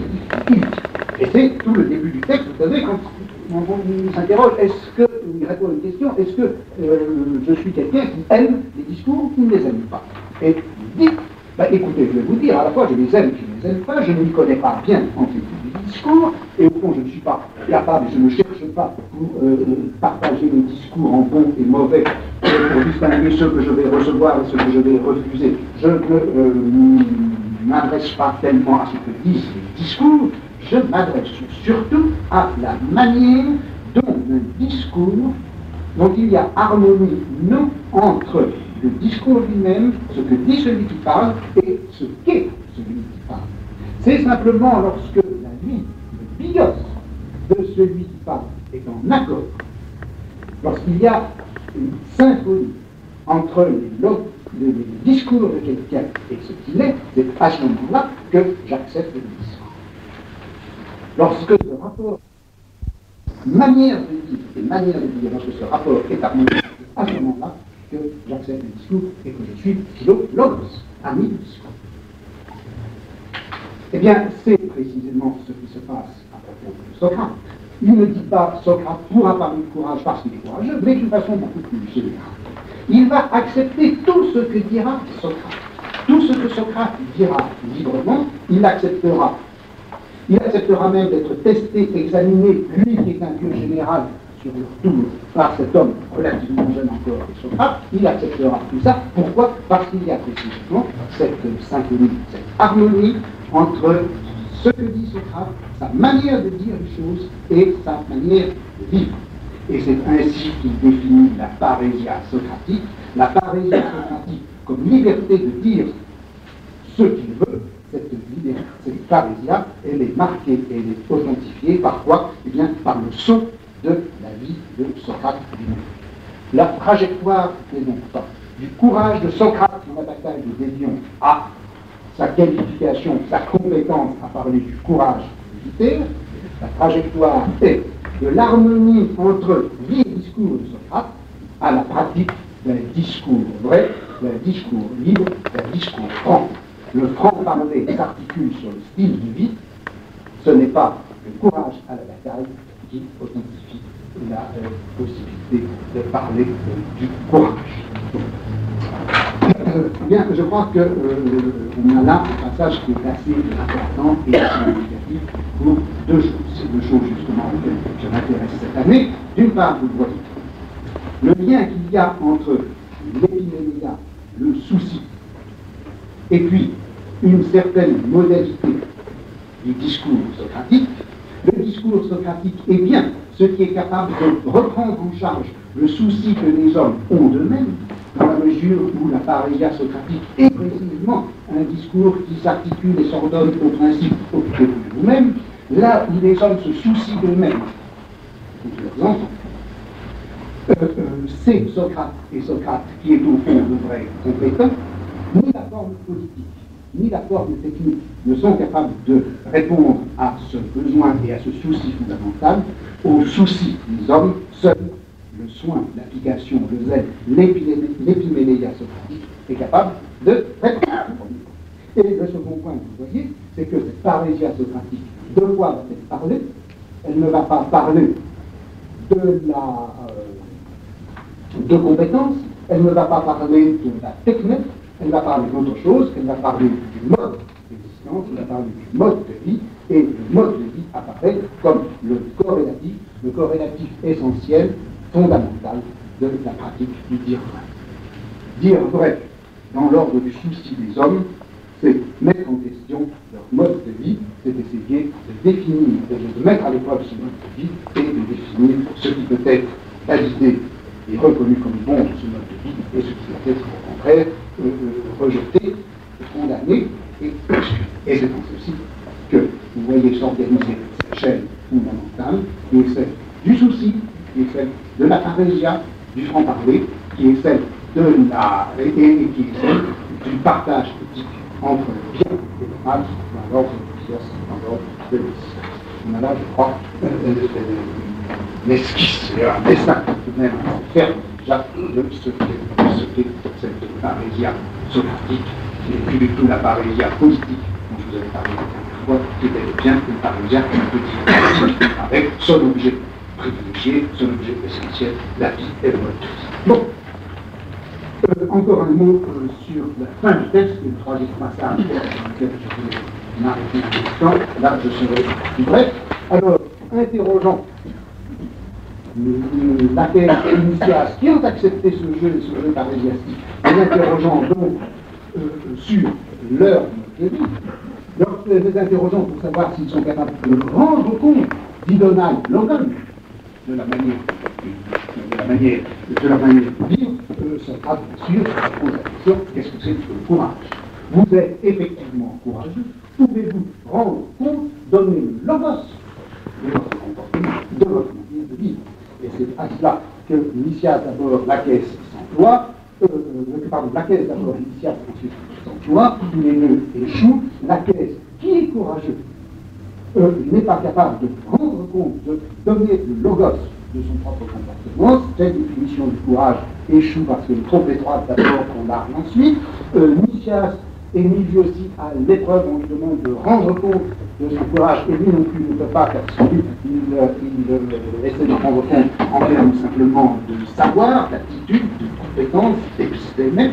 Échec par conséquent, oui bien sûr, tous ces gens qui sont courageux dans la réalité.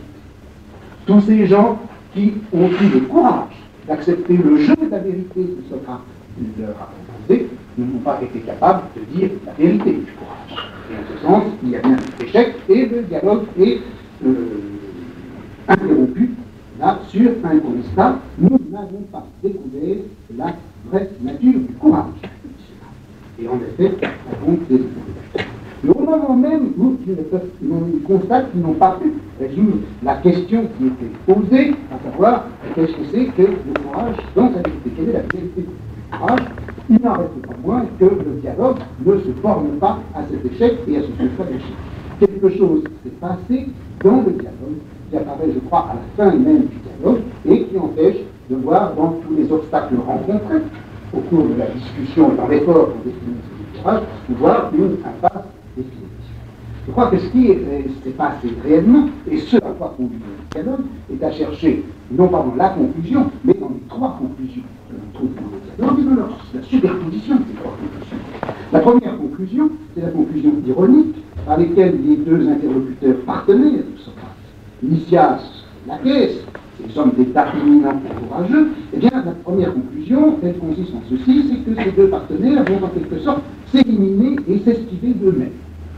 Nicias, qui est plus savant que Laquès, Nicias vient d'échouer, Laquès se moque de lui et le renvoie à ce qui est celui qui a été et qui est encore le maître habituel de Laquès, un certain Damon, maître de musique, qui a été un personnage important, donc même de Périclès, à la fois maître de musique et conseiller politique. Laquès rit et dit à Nicias, il devrait aller prendre encore des leçons chez ce Damon. Renvoie par conséquent, vous le voyez, à ce monde de la technique, à ce monde de la maîtrise traditionnelle, où un savoir est transmis d'un maître à un disciple, et Nicias, qui est donc renvoyé à son maître, puisqu'il a montré qu'il n'avait pas défini ce qu'était le courage, Nicias accepte et relève le défi de Laquès et déclare que oui, en effet, il va aller chez Damon pour combler ses insuffisances, puisqu'il vient de découvrir qu'il n'est pas capable de donner une finition du courage. Ainsi, il s'élimine. Première conclusion. La seconde conclusion, elle est dans ceci. c'est que au moment où ils vont disparaître, Nicias et Laquès vont donner tout de même un conseil à Lysimaque. À dire vrai, c'est Laquès même qui le donne précisément à Lysimaque. Laquès dit à Lysimaque, eh bien, puisque nous n'avons pas été capables, ni moi, ni Nicias, de donner la définition du courage, le seul conseil que je puisse te donner, à toi, Lysimaque, qui cherche quoi faire de ses enfants, c'est de les confier à Socrate. De les confier à Socrate, pourquoi? Pour qu'il s'occupe de Tone, Mentrakion et Plinesta, pour s'occuper de ses enfants. Et ceci afin que Socrate les rende meilleurs. On a là très exactement, vous vous souvenez, la formule que l'on trouve dans l'apologie de Socrate, quand Socrate rappelle que la mission qui lui a été donnée par Dieu, c'est quoi? Eh bien, c'est de s'occuper des citoyens de la cité, et même de tout homme qui peut passer dans la rue, et de faire en sorte qu'ils deviennent meilleurs. Et c'est tellement bien la mission divine que Socrate a reçue, à laquelle il fait allusion dans l'apologie, que ici même, Socrate aurait bien mauvaise grâce à s'y dérober. Il accepte en effet, ou en tout cas il refuse de se dérober à cette tâche que Lysimaque lui demande maintenant, et il dit il serait mal de refuser son aide à qui désire devenir meilleur. Et voilà que Socrate est en quelque sorte en charge, ou plutôt il est sur le point d'être en charge de l'éducation des enfants de Lysimaque. C'est à lui qui est confié cet épimédia, ce soin qui préoccupait tellement Lysimaque et Nicias. Mais alors, Socrate vient à peine d'évoquer le fait qu'il ne peut pas refuser, qu'il objecte. Il objecte à lui-même et aux autres, en disant qu'au fond, puisqu'il n'a pas été capable, dit Socrate, pas plus que Nicias ou Laquès, de donner une définition du courage, il n'est vraiment pas capable de s'occuper des autres.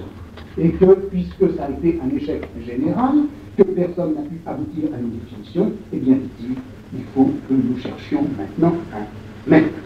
Il faut que nous cherchions un maître, et il ajoute, sans regarder à la dépense et sans honte de retourner à l'école. On a l'impression à ce moment-là que Socrate ne fait pas autre chose que ce que Laquès, ce que Nicias a fait tout à l'heure, lorsqu'il a dit, bon, eh bien moi c'est très simple, je ne vais pas faire la courage, je rentre chez mon maître d'école, et aussi vieux que je sois, je vais recommencer à apprendre, je vais me replacer dans la chaîne de cet enseignement technique et de sa traditionnalité, je m'adresse à mon maître, et puis je viens apprendre, sinon j'ai besoin. Socrate a l'air de faire cela, mais il est bien évident qu'il y a au moins une phrase qui doit nous alerter là, c'est quand Socrate dit, ne regardons pas à la dépense, et allons chercher le maître qu'il nous faut. Mais ce que vous savez que Socrate ne cesse de dire quant à ces maîtres qui font payer leurs leçons, il est clair que ça ne peut être qu'une conclusion ironique. Et en fait, il est bien évident que ce maître, à l'école duquel il faut se mettre, puisqu'on n'a pas pu aboutir à la définition du courage, ce maître, eh bien, ce n'est pas le maître payant comme Damon, ce n'est pas le maître payant qu'il faut payer comme Stesilaos, le maître à l'écoute duquel il faut que tout le monde se mette, puisque personne ne peut arriver à la définition du courage, eh bien ce maître, c'est bien entendu le logos lui-même. C'est ce discours vrai qui va donner accès, c'est ce discours qui va donner accès à la vérité. Et ce maître, il faut bien entendu que tout le monde se soumette à lui, que ce soit les jeunes gens, bien sûr, mais aussi leurs parents, mais ce sera également Socrate. Et c'est pourquoi Socrate termine une de ses dernières interventions en disant « Laissons de côté les mauvais plaisants qui pourraient se moquer de nous. » Il vient à peine d'évoquer la nécessité de ne pas regarder à la dépense, de retourner à l'école. Il dit sans doute « Vous allez rire de moi si vous me voyez à l'école, mais laissons de côté les mauvais plaisants et prenons soin à la fois de nous-mêmes et des jeunes gens. Cogne emonoto, caïton, mécratidon, épi, mélégal, polyexorbital. Prenons souci, ayons souci à la fois de nous-mêmes et de nos enfants. Prendre souci de soi et des enfants, c'est bien cela en effet qui est le cœur du projet socratique et de l'art, qui est bien l'objectif de sa pratique parésistique. Et il est clair, que si Socrate est ainsi à la même enseigne que les autres, s'il doit, comme tout le monde bien sûr, puisque le vrai maître, ce n'est pas le maître d'école, mais c'est le logos, il faut bien qu'il l'écoute comme les autres, et il faut bien que lui, Socrate, s'occupe de lui-même et s'occupe en même temps des autres. Vous voyez cependant qu'il a forcément une position privilégiée, puisque quel est celui qui guide dans cette écoute du maître dont on a besoin? Quel est celui qui ne cesse de rappeler qu'il faut prendre soin de soi-même et pour cela écouter le gosse? Sinon, Socrate. Si bien que Socrate refuse le rôle de maître, au sens de maître de la technique qui est capable de transmettre un enseignement. Il ne veut pas se mettre dans cette position du maître, et il est, de ce point de vue-là, exactement à la même enseigne que les autres.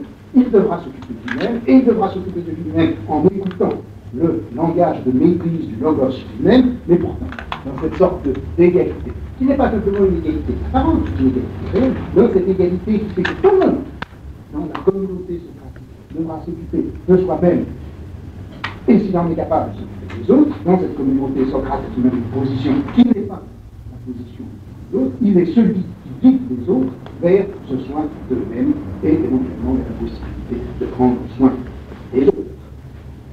Socrate va se mettre à l'école du maître qui manque, c'est certain, mais en même temps, en se mettant à l'école du maître qui manque, à savoir le gosse, du maître de maître que l'on a besoin, il est celui qui guide les autres sur le chemin du gosse. Et d'ailleurs, tout le monde le comprend tellement bien, et c'est tellement cela la leçon du dialogue, c'est que, alors que Socrate vient de dire, ironiquement, allons donc à l'école et laissons rire les gens qui se montrent de nous, Lysimaque qui est celui qui a organisé tout le dialogue, Lysimaque qui a fait la demande, Lysimaque qui cherche, qui cherche toujours quelqu'un pour s'occuper de ses enfants. Lysimaque dit, ton discours me plaît, Socrate, et je veux, comme le plus vieux, enfin étant le plus vieux, être le plus empressé à étudier avec ses enfants, mais voici ce que je te demande, demain matin, viens chez moi, sans faute, pour causer encore de ce projet. Pour l'instant, séparons-nous. Donc au moment où Socrate vient de dire « Je suis tout à fait ignorant comme vous, et nous avons tous besoin d'un maître », Lysimaque, tout en entendant cela, a entendu autre chose, et il a bien entendu que c'est Socrate seul qui est le maître de ce chemin qui conduit vers le véritable maître. Et c'est pourquoi, au lieu de chercher ce maître coûteux de Socrate qui a ironiquement parlé, Lysimaque dit simplement à Socrate, viens donc chez moi. Et c'est donc ce pacte de l'Épiméléia qui apparaît maintenant, c'est toi qui t'occuperas des enfants, mais non seulement tu t'occuperas des enfants, mais tu t'occuperas également de moi, selon le principe qui a été évoqué au niveau du dialogue, lorsque il a été dit que même lorsque l'on est âgé, et tout au long de sa vie, il faut mettre en question la manière même dont on vit, il faut sans cesse soumettre son existence, à former son style d'existence au bassanos, à la pierre de touche. Cela, c'est en tant que bassanos, que pierre de touche, en tant que celui qui fait rendre à chacun raison de son existence, de toute son existence et tout au long de son existence, c'est à ce titre que Socrate est convoqué pour les enfants de Lysimaque et pour Lysimaque lui-même, et d'ailleurs Socrate accepte cette mission, son dernier mot est celui-ci, je ne manquerai pas à Lysimaque, je serai demain chez toi pour vous guider, toi et tes enfants, sur le chemin du souci de soi et de l'écoute du logos. Je serai demain chez toi, s'il plaît de Dieu, formule bien entendu tout à fait banale et actuelle, mais après tout, il faut l'entendre aussi à deux niveaux, comme suivant ces formules actuelles chez Platon. Il faut se rappeler que le Dieu effectivement l'a voulu, et l'a voulu explicitement. C'est plus qu'une formule ici, c'est le rappel de ce que Dieu a voulu lorsqu'il a dit à Socrate, au niveau de l'apologie, lorsqu'il a montré à Socrate qu'il fallait qu'il aille chez les gens, leur demander compte de la manière de vivre, et leur apprendre aussi à s'occuper d'eux-mêmes. Voilà. Bon, alors cette fois promis, j'ai terminé avec Socrate. Il faut bien une fois au moins dans sa vie avoir fait, professeur en se prétend professeur de philosophie, avoir fait au moins dans sa vie un cours sur Socrate et la mort de Socrate. C'est fait, salvati anima regnam. Et la prochaine fois, alors promis, on parle de cynique.